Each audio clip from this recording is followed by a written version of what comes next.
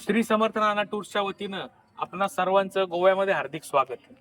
आत्ता आपण आलोय ते म्हणजे पोंड्यामध्ये असलेलं हे मंगेशी मंदिर, श्री मंगेश मंदिर. मंगेश म्हणजे तुम्हाला कल्पना आहे की हे भगवान महादेवाचं मंदिर. या मंदिराची, या देवस्थानाची एक कथा आहे. ती म्हणजे अशी की कैलासात बसून आपले महादेव आणि माता पार्वती द्यूत खेळत होते. द्यूत. तर त्या खेळामध्ये महादेव हारले मातेकडून. मग त्यांना राग अनावर झाला आणि त्यांनी काय केलं, कैलासातलं स्थान सोडलं आणि इथेच जुवारी नदीच्या किनारी असलेल्या जंगलामध्ये येऊन ते थांबले.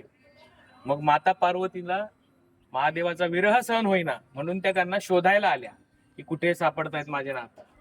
म्हणून शोधता शोधता काय झालं, त्या या जंगलात आल्या आणि इथे महादेवानं काय केलं, वाघाचं रूप घेतलं आणि त्यांच्यावरती चालून गेलं.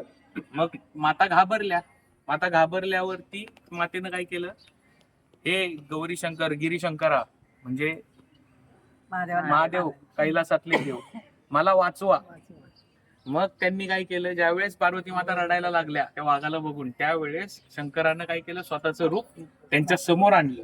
म्हणून ते या जुवारी नदीच्या किनारी हे देवस्थान पूर्वी बांधण्यात आले. त्याच्यानंतर 1543 मध्ये पोर्तुगीज त्यांनी गोव्यावरती आक्रमण केलं आणि त्यांनी त्या मंदिराचं टेसमेस म्हणजे उद्ध्वस्त करू नये किंवा काही त्याचं खंडन करू नये म्हणून तिथले जे सारस्वत ब्राह्मण होते त्यांनी ते मंदिर 1560 मध्ये तिथली जी शिवलिंग होतं तिथलं ते त्यांनी या ठिकाणी आणलं आणि इथे ते मंगेश नावानं प्रसिद्ध झालं. आपल्या ज्या गान कोकिळा आहेत पद्मश्री लता मंगेशकर यांचं हे भारतरत्न, त्यांचं हे कुलदैवत. तर अशा सुंदर आणि प्रसन्न वातावरणात आणि प्रसन्न वेळेत आपण इथं आलोय. छानपैकी दर्शन घ्या. दर्शन घेताना